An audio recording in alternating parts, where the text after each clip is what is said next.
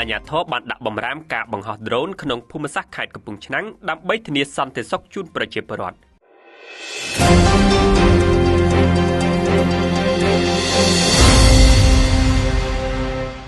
អាជ្ញាធរខេត្តកំពង់ឆ្នាំងកាលពីថ្ងៃទី19ខែធ្នូឆ្នាំ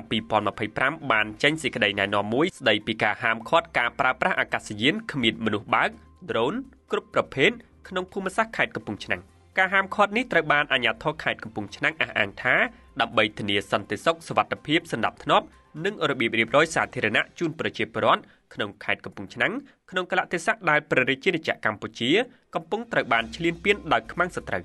ក្នុងសេចក្តីណែនាំនេះអាជ្ញាធរខេត្តកំពង់ឆ្នាំងហាមដាច់ខាតការប្រើប្រាស់អាកាសយានគ្មានមនុស្សបើក drone គ្រប់ប្រភេទក្នុងភូមិសាស្ត្រខេត្តកំពង់ឆ្នាំងជនណាដែលបំពានឬប្រើប្រាស់អាកាសយានគ្មានមនុស្សបើក drone ដោយគ្មានការអនុញ្ញាតពីរដ្ឋបាលខេត្តកំពង់ឆ្នាំងត្រូវទទួលខុសត្រូវទាំងស្រុងចំពោះមុខច្បាប់ជាធរមានករណីដែលបងប្អូនប្រជាពលរដ្ឋប្រទះឃើញមានការប្រើប្រាស់អាកាសយានគ្មានមនុស្សបើក drone សូមរាយការណ៍ជាបន្ទាន់មកអាជ្ញាធរមានសមត្ថកិច្ចដើម្បីចាត់វិធានការឲ្យបានទាន់ពេលវេលា